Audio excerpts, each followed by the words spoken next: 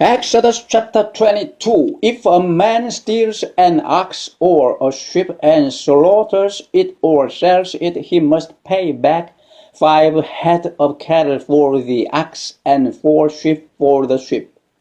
If a thief is caught breaking in and is struck so that he dies, the defender is not guilty of bloodshed. But if it happens after sunrise, he is guilty of bloodshed.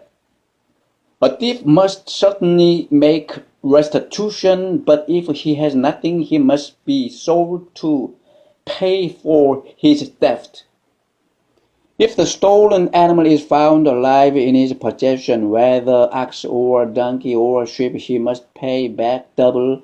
If a man grazes his livestock in a field or vineyard and lets them stray and they graze in another man's field, he must make restitution from the best of his own field or vineyard. If a fire breaks out and spreads into thorn bushes so that it burns stalks of grain or standing grain or the whole field, the one who started the fire must make restitution. If a man gives his neighbor silver or goods for safekeeping and they are stolen from the neighbor's house, the thief, if he is caught, must pay back double. But if the thief is not found, the owner of the house must appear before the judges to determine whether he has laid his hands on the other man's property. In all cases of illegal possession of an ox, a donkey, or sheep, or garment, or any other lost property about which somebody says, "This is mine," both parties are to bring their cases before the judges. The one whom the judges declare guilty must pay back double to his neighbor. If a man gives a donkey, an ox, a sheep, or any other animal to his neighbor for safekeeping, and it dies or is injured or is taken away while no one is looking,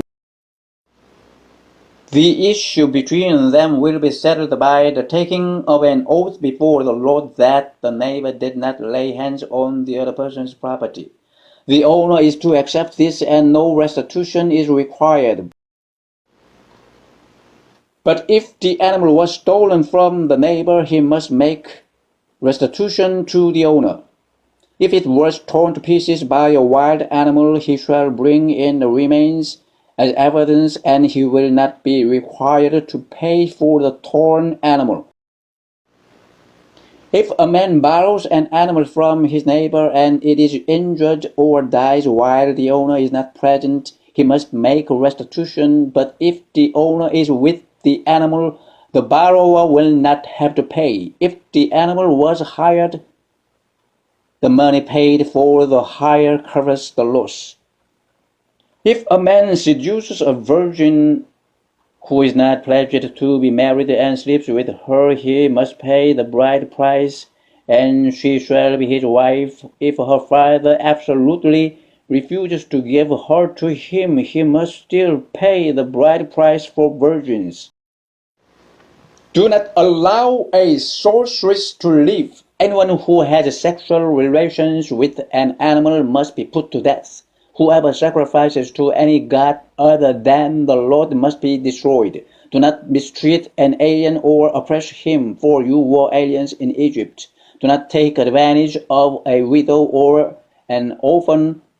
If you do and they cry out to me, I will certainly hear their cry. My anger will be aroused and I will kill you with the sword. Your wives will become widows and your children fatherless. If you lend money to one of my people among you who is needy, do not be like a money lender. Charge him no interest. If you take your neighbor's cloak as a pledge, return it to him by sunset, because his cloak is the only covering he has for his body. What else will he sleep in? When he cries out to me, I will hear, for I am compassionate.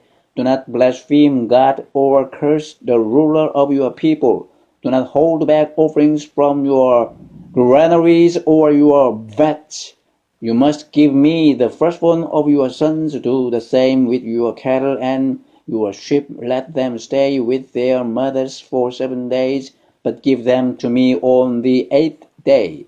You are to be my holy people, so do not eat the meat of an animal torn by wild beasts. Throw it to the dogs.